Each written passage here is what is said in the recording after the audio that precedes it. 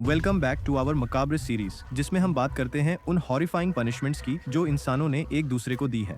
पिछली एपिसोड्स में हमने ऐसे टॉर्चर इंस्ट्रूमेंट्स के बारे में बात की थी जो बेसिक कहे जा सकते हैं, जैसे क्लॉज जो फ्लैश को चीर देते हैं या कजल्स जो हड्डियां तोड़ देते हैं। लेकिन आज जिस टॉर्चर की बात करेंगे वो एक अलग ही लेवल की क्रिएटिविटी से भरा है, सडिस्टिक क्रिएटिविटी की पीक। जैसे कि आपने हमारे पिछले शोज में सुना होगा, इनमें से कोई भी पनिशमेंट सहना अनइमेजिनेबल है, लेकिन ऑनेस्टली ये भी उतना ही बुरा है जितना कि भूखी रैट से अपनी इंटेस्टिन्स को चबवाना। वैसे ही जैसे वो पनिशमेंट, ये भी स्लो डेथ वाला टॉर्चर था, इतना स्लो कि हैंगिंग या सर काटना भी काफी मर्सीफुल लगता है इसके मुकाबले। इस एग्जीक्यूशन मेथड का ओरिजिन एंशिएंट ग्रीस से हुआ था। इसे कई नामों से जाना जाता है, जैसे ब्रॉन्ज बुल या Sicilian bull. But how do we even know about this? इसका जिक्र हमें मिलता है एक एंशिएंट ग्रीक किताब में जिसका नाम है बिब्लियोथेका हिस्टोरिका, यानी हिस्टोरिकल लाइब्रेरी।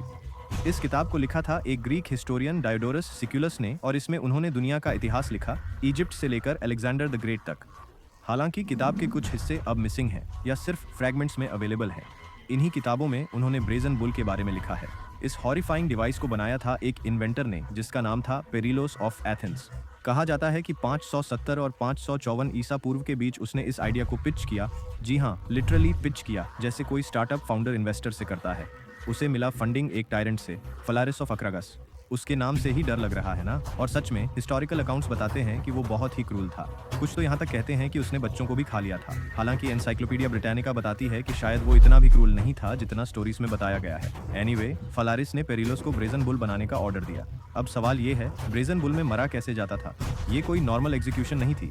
ये एक हॉलो ब्रॉन्ज बुल था, साइज में एक असली बुल जितना बड़ा, जिसके अंदर एक आदमी को बंद कर दिया जाता था। फिर उसके नीचे आग लगाई जाती थी, जिससे आदमी अंदर ही अंदर स्लोली रोस्ट होने लगता था। अब यहाँ ट्विस्ट ये था, बुल के अंदर स्पेशल पाइप्स लगाए गए थे जिनके जरिए आदमी की चीखें बाहर इस तरह से सुनाई देती थी जैसे कोई बैल जोर से बौखलाकर चिल्ला रहा हो।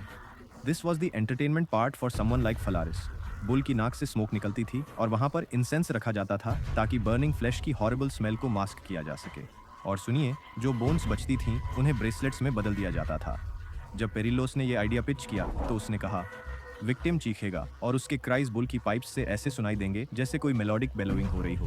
तुम पनिशमेंट भी देखोगे और म्यूजिक भी एंजॉय करोगे। फालरिस ने फिर पेरिलोस से कहा, अच्छा तो खुद अंदर जाकर डेमो दो।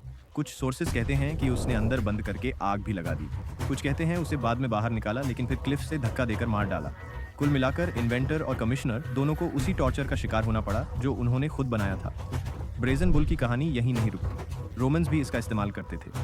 अगर आपने हमारे रोमन टॉर्चर वाले एपिसोड्स देखे हैं तो ये सुनकर शॉक नहीं होगा कि वो भी लोगों को रोस्ट करके उनकी चीखों का मजा लेते थे।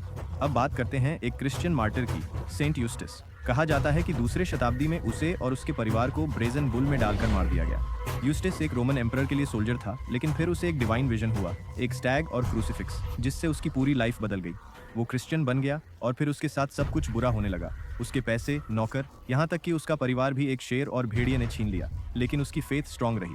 आखिर में एम्परर हेड्रियन के ऑर्डर से उसे और शायद उसके परिवार को भी ब्रेजन बुल में रोस्ट कर दिया गया। क्रिश्चियन टेक्स्ट्स कहते हैं कि वो 3 दिन तक जिंदा रहे और गॉड को प्रेज करते रहे बिना किसी शरीर की इंजरी के। Sounds unbelievable? वेल, इसलिए बहुत से लोग इसे हिस्टोरिकल ट्रूथ की बजाय लेजेंड मानते हैं। और भी मार्टिर स्टोरीज हैं। सेंट एथिपास की ही ले लीजिए। उसे टेंपल में एक रेड हॉट बुल में डाल दिया गया, पर वो प्रेयर करता रहा और फिर पीसफुली दुनिया से चला गया। अब सच क्या है और क्या नहीं, ये कहना मुश्किल है, लेकिन हाँ, इतना जरूर कहा जा सकता है कि ब्रेजन बुल की स्टोरीज आज तक जिंदा हैं और पुराने मैन्युस्क्रिप्ट्स में मिलती हैं। वैसे अगर आपने किसी म्यूजियम में ब्रेजन बुल देखा हो तो याद रखिए, that's just a replica, original नहीं। आपको क्या लगता है? Is this the worst punishment we've covered? Let us know in the comments. और हाँ, don't forget to like, share and subscribe. फिर मिलते हैं नेक्स्ट एपिसोड में, जैसे ईटन अलाइव, स्कैफिज्म और worst punishments in the history of mankind. Thanks for watching, see you next time.